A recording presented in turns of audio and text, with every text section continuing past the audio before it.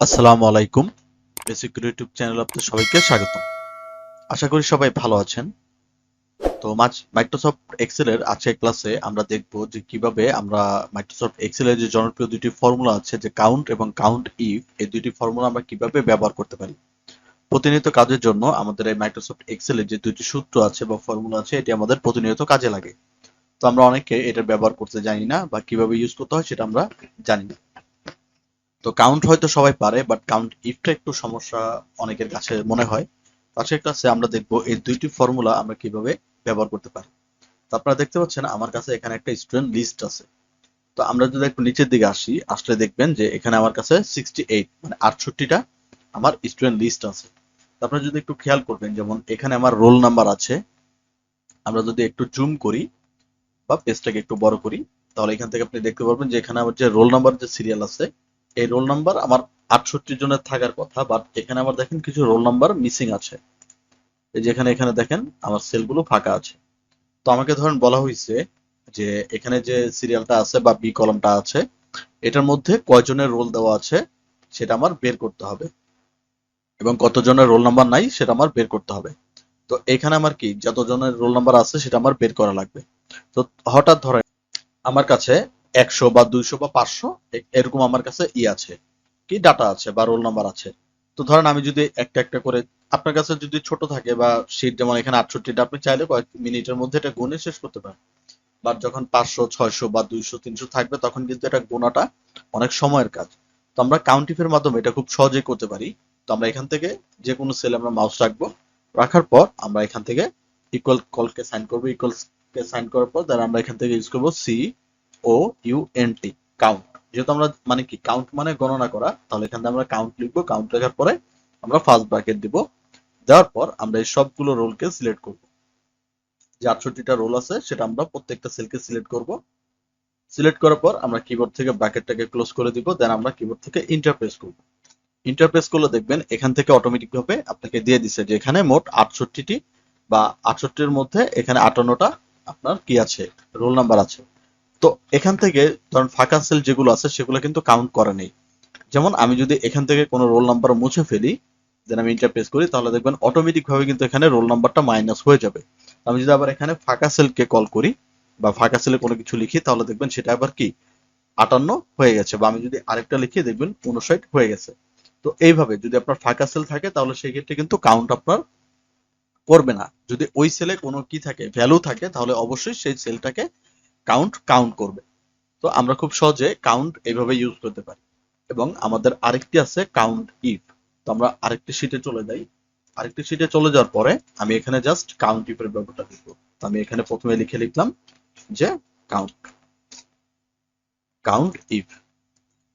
তো এই কাউন্ট ইফের ব্যবহার আমরা কিভাবে করতে পারি, আমরা এখানে ধরেন লিখছি যে 500 600, তারপরে লিখলাম 800 900 1200 1500 এবং 1600। তো আমি চাচ্ছি যে কাউন্ট করতে যে এখানে 800 যে উপরের সংখ্যা আছে সেটা। তো এখানে ধরেন আমার কাছে অনেক সংখ্যা, তাহলে আমি এখানে আরো বাড়ালাম যে 1800 2000 2500 3000। তো এরকম ধরেন আমার কাছে অনেক লেখা আছে। তো আমি চাচ্ছি যে এখান থেকে স্পেসিফিক কোনো কিছু কাউন্ট করতে। তো স্পেসিফিক বলতে কি, আমি চাচ্ছি যে এই শীটের মধ্য থেকে 1200-র উপরে যেগুলো আছে সেগুলোকে কাউন্ট করতে।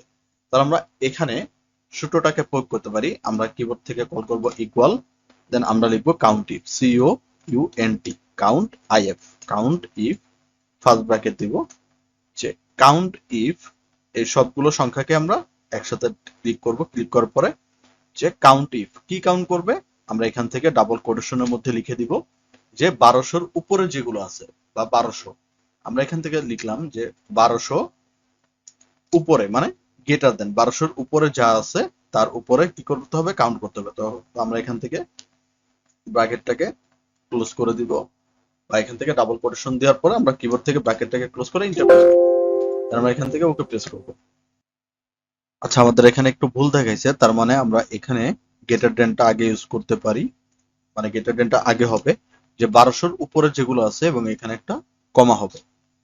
তো আমরা এখান থেকে দিছি যে ইকুয়াল কাউন্ট ইফ, যে এতগুলো সংখ্যার মধ্যে যে সংখ্যাটা আমার কি 1200-র উপরে আছে সেগুলোকে কাউন্ট করে দিতে। তো আমি যদি এখন এখান থেকে ইন্টারপ্রেস করি তাহলে দেখবেন যে 1200-র উপরে কয়টা সংখ্যা আছে, যে 1টা 2টা 3টা 4টা 5টা 6টা। তো 6টা সংখ্যা আছে। আমি যদি এখান থেকে একটাকে ডিলিট করে দিই তাহলে দেখবেন এখানে আমাকে 5টা দেখাইছে। ঠিক আছে, যে আমরা যদি কি করব, আমরা লিখব ইকুয়াল কাউন্ট ইফ, দেন আমরা সবগুলো সংখ্যাকে সিলেকশন করব ব্র্যাকেটের মধ্যে, তারপর একটা কমা দিব, যে এতগুলো সংখ্যার মধ্যে যদি আমার কি থাকে 1200 উপরে থাকে, অথবা যদি তুমি 1200-কে সহ কাউন্ট করতে চান তাহলে 1200-র আগে একটা ইকুয়াল সাইনকে দিতে হবে, বা ইকুয়াল সাইন দিয়ে দেন আমি যদি ইন্টারপ্রেস করি তাহলে দেখবেন এখানে 6টাই দেখাচ্ছে, যে 1200 1টা 2টা 3টা 4টা 5টা 6টা। তো আমি চাইলে 1200-র নিচে কয়টা আছে সেটা গুনতে পারি। তা আমি চাচ্ছি যে এখান থেকে ইকুয়াল এবং এটা কমিয়ে দিয়ে আমরা এখান থেকে দিই লেস দেন, যে 1200-র নিচে কয়টা সংখ্যা আছে সেগুলোকে গুনে দিতে। তাহলে আমি যদি এখান থেকে ইন্টারপ্রেস করি তাহলে দেখবেন 4টা, যে 1200-র নিচে কয়টা আছে 4টা, 1টা 2টা 3টা 4টা। তাহলে খুব সহজে আমরা এখান থেকে কাউন্টিফ এর ব্যবহার করতে পারি। তো এইভাবে আপনার যদি অনেকগুলো নাম্বার থাকে তাহলে আপনার খুব কম সময়ে আমরা এই কাউন্টিফ এর ব্যবহারটা করে এবং কাউন্টের ব্যবহার করে আমার ঘন্টার কাজ খুব মিনিটে অথবা সেকেন্ডে নিয়ে আসতে পারি। তাহলে আশা করি বুঝতে পেরেছেন। আজকের ক্লাস আমরা এই পর্যন্তই রাখবো।